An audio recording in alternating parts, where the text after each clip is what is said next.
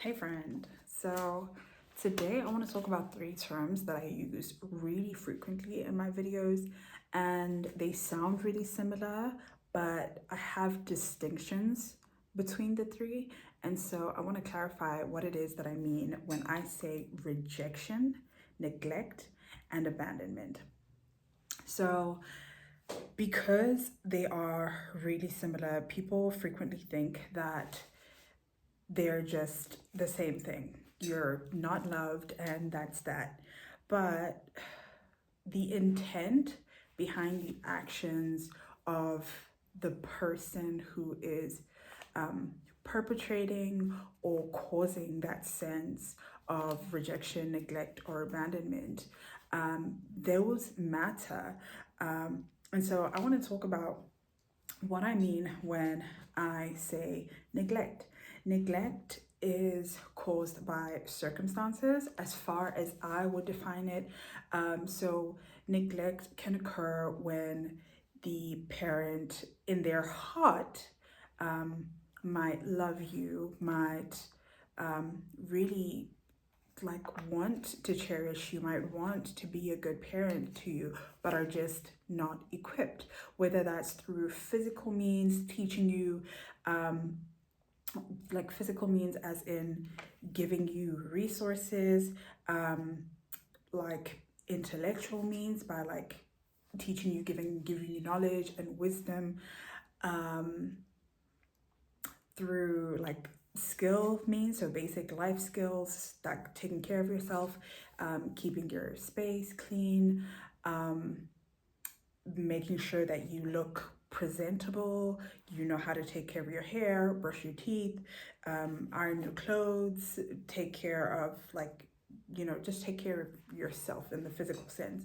Um, Neglect can also show up by like not knowing how to do like adult things like book doctor's appointments, follow up with doing your health checks, um, not really knowing how to socialize. That can be another form of like another way that neglect shows up, where you feel, socially inept.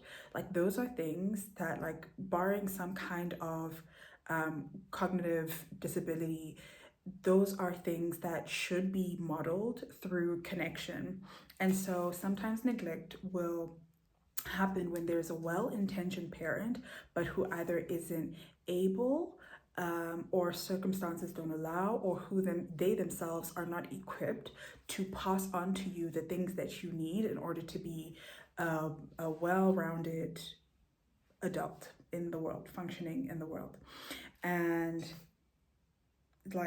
so the intent behind that person's heart, it matters, because they don't mean to make you feel inept or rejected or abandoned, but sometimes it can feel the same as the other two that I've just listed. But the intent in the heart of the person should tell you how to proceed, one, with that relationship, and how to make sense of that person's actions for yourself as you figure out how to reparent yourself and how to heal from that experience of neglect. Okay, I hope that makes sense. I hope it's tracking so far. The second one is rejection. Now, rejection can feel or seem like it's personal. It can seem like it's got something to do with you, but really oftentimes it has something to do with the person themselves, whether they don't have the emotional resources to be mature in their treatment of you. Maybe they have no spiritual grounding, and so maybe they don't have a love for themselves, and so are or really judgmental and critical. Whatever that internal mind frame of that person is, oftentimes how people feel about themselves, whether that is like an inflated sense of self or just like a sense of worthlessness, it will reflect onto how people treat other people. But we tend to, when people reject us, we tend to make it almost exclusively, we tend to make it about ourselves, and we think that person rejected me, it must be a reflection of me or something that I've done or a characteristic that I have. But we never, or some of us are really slow to actually think, oh, maybe that person has something that they're dealing with that actually has nothing to do with me. Maybe it's a projection. Maybe that person is, I don't know, thinking about something and I maybe perceived rejection where it wasn't even happening. But we don't consider other um, explanations for other people's behavior towards us. And so, although it seems personal, it could be circumstantial. It could be based on like that person's own childhood trauma or things that they experience. Like, there's so many variables that we can't actually account for when we experience rejection. But rejection is a person saying, like, I don't want you, seemingly saying, I don't want you, I don't want to be near you. And it's really, really painful. And I hate that I'm repeating it because even as I'm saying that, you might receive it as like in your heart. But please, that I'm not saying that to you. You are beautiful, wonderful, you are significant, you have a place in this world. This world is better with you in it, okay? I'm rooting for you literally always. Please don't take that narrative of rejection and like make it your own. It's not for you, it's not about you. And like, even if people do reject you, they have no they they're rejecting a version of you that's in their minds. It is nobody could ever fully understand the entirety of you enough to actually like see who you are to even be able to reject you.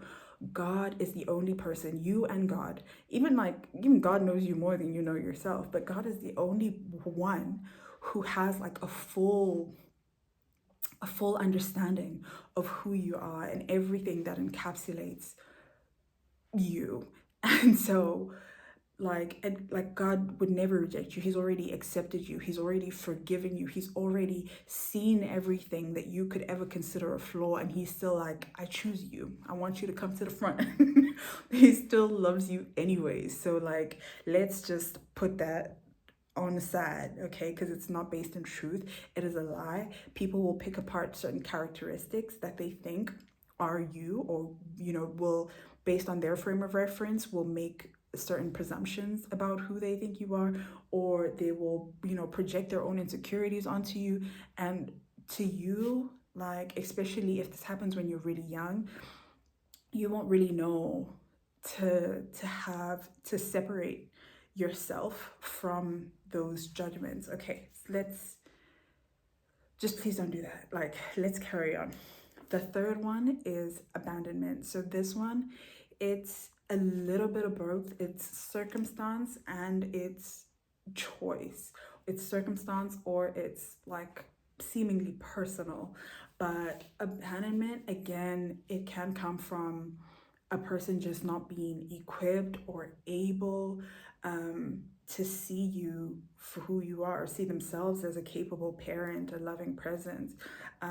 They might be emotionally immature. They might be, have circumstances that bar them from being able to like be present. And so it might seem like the best decision is to like leave.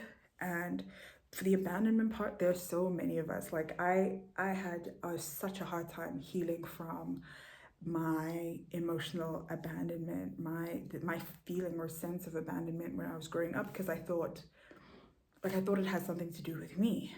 Like, and I sat with that grief and I held that grief, and it was like in my heart for so long, and I just couldn't get over feeling like I was rejected because I was abandoned. And the abandonment was never about me, because my sense of self,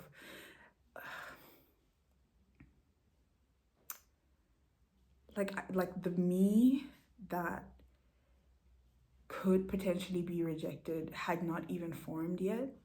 And so it wasn't even about a version of me like that I felt like existed, but like because it happened so young, it felt so identity defining, that like, yeah, I thought it was personal. But whether it was circumstance, generational trauma, like patterns of behavior that have passed down in different families. Like I don't still can't really explain why people, especially parents, would choose to bring a child into the world and then not choose to be a part of their life. And really, that's not what I'm here to talk about or delve into a breakdown. What I want to talk about is how that then impacts our lives as young adults, going into adulthood, into marriage, into businesses, partnerships, friendships, whatever else. Like I want to talk about how that then impacts you. The first one, and for me, the most important one, is how it affects your identity. Because our identity, especially when we're children, our identity is forming based on how other people perceive us, how other people reflect us back to us. And so, how we feel about ourselves almost entirely is based on how other people reflect us.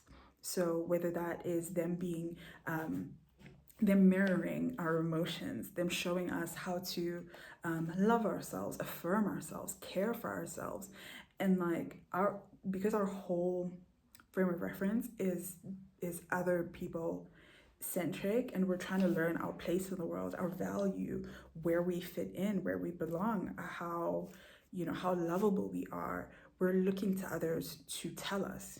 And so when we don't get positive feedback, it can feel that message of rejection, neglect, or abandonment can get embedded in how we feel about ourselves and who we think we are.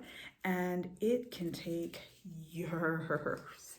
And for some people, decades, some people, an entire lifetime, trying to uproot those narratives of not enoughness, of shame, of grief, from that lovelessness, from that love loss. As I love how Bell Hooks phrases it, is the grief of love loss or lovelessness.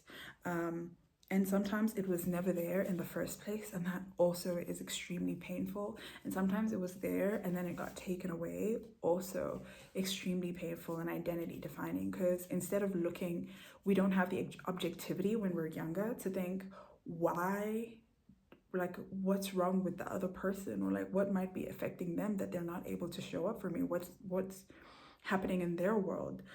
We just see the absence and we just think, oh, there must be something that I've done, like, or like, why am I not enough to like make you want to stay, or what's wrong with me, what can I fix, how can I make myself more lovable?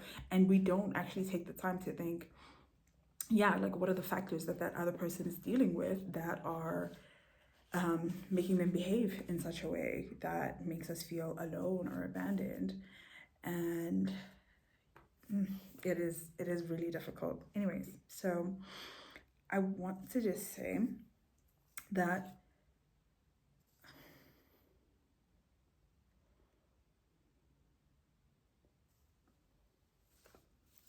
okay, right. And so how do we then navigate those identity defining experiences now as adults, as we want to go forward into the future, as we want to reclaim our confidence, our authenticity, feel like we are valid, significant, powerful human beings, because we deserve to have that experience. We deserve to be alive, to feel our vitality, to move through the world and like know that we deserve to exist, know that we are inherently lovable and valuable and significant just by our inherent being. Like, how do we then reclaim ourselves from that narrative of grief and rejection and love loss? My first thing is learn about your creator. Learn about how your creator values you and who God says you are. There's so much that I could say about that. I don't want this video to be too long, but the fact that our identity narratives are being defined by people who can be so fickle and fickle not in like a malicious sense, but just are so subject to changes, whether it's changes in their financial status, changes in their emotions, changes in their environment. And the pain of those people affects how they show up, whether they're there or they're not. Like the they're sometimes, especially if people aren't rooted in something deeper than just life circumstances, they're so easily shifted, blown by the wind. Like, and when we are basing our identity on other people, that is not a solid foundation for us to build from, for us to have a sustainable or sustained sense of self, a sustained sense of confidence, when we're basing our identity on others who also are just, anyways, you get the point. So base your identity, your story, your sense of self, your self-concept on who God says you are, on how God has justified you, on the sustained reliability, and the sustained message of significance, just by you existing, by you being an intentional creation by the Creator. You are significant. You mattered enough to God for Him to want for you to exist, for Him to coalesce and like create the circumstances, the genetic potential, the body, the mind frame, the life experiences that you needed to have in order for you to be who you are. As you are watching this video right now, so many wonderful things, despite the pain, despite the grief, there are so many beautiful things, so much intentionality that has gone into the creation that is you. And so you need to go back to the Creator and say, Lord, I know what I've experienced, but who did you design me to be? I know what people are saying, but who do you say I am? I know what my life has reflected back to me, but what was your intention for me when you created me? So that you don't define yourself by the things of the world. You know what you're connected to, and that will give you a solid and strong foundation for you to root down into, so you can grow and bear fruit and like flourish. Not without its challenges, because like, you know, like, yeah, we're God doesn't promise ease, but identity, love, stability, companionship, compassion, grace, like mercy, so many wonderful things. Okay, go back to the source, sit down, sit still, sit with God, be still and know that I am God. Go and be still so you can know who God is and who He says you are. Okay, the other thing I wanted to say, I'm gonna get sidetracked. Listen, I could talk about God like for a long time, but the other thing that I really want, like anybody who encounters me, to have an awareness of, is in your process of reclaiming your identity, you need to know the language with which your soul speaks, because your soul is communicating to you on the daily, constantly. It is telling you, this is who you are. This is how to tune into yourself. This is how you hear what your soul and your heart is saying.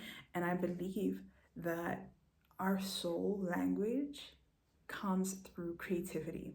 We connect to our soul language through creativity. The modality doesn't matter, but there's a soul expression that occurs when you are engaging in the process of creation. And part of what is happening, there is a transmutation of the stuck feelings that have been, and the wounds that have been like plaguing your soul, that have been weighing you down. When you engage in the process of creation, you are releasing. One, you're like engaging, like you are engaging in the behavior that is reflective of your creator when you create. And then you are also transmuting the things in your soul that have been or that have come from a false narrative, and you are giving those things a new form. That is the process of transmutation. It's taking something from one state into another. And so you might have grief and you turn it into a beautiful song. You might have anger and you turn it into a beautiful movement piece. You might be dealing with shame and you turn it into a beautiful poem. You might, I don't know, but like literally anything that you've been holding on to, especially grief. When we engage in the creative process, we not only tune in and connect to our own hearts, but we also give it a chance to become something else. And so we not only get to tune back into like who we truly are, but I think of the things that have been weighing on your soul as these extra things that are like these anchors, not anchors, anchors is like a positive word, but these like weights that have been put on you, that when you transmute them through creativity, you like release yourself, you free yourself. I'm trying to think of like something that gets literally weighted down and pushed down, but your soul wants to be like, it wants to express itself, it wants to grow and evolve, but it's being suffocated and pushed down by all these things, these heavy weights. And how we change the form of those weights is through, I believe, is through our creative expression. Excuse me. And so I don't know. I want to, not I don't know, I do know, but I wish I could convey this in a way that you will receive and understand. But I want you to know that your creativity is one of the keys that you can use to access parts of yourself that you've locked away because other people weren't ready to receive them. Your creativity is also a way for you to relearn how to appreciate your inherent value. There are certain creative modalities, certain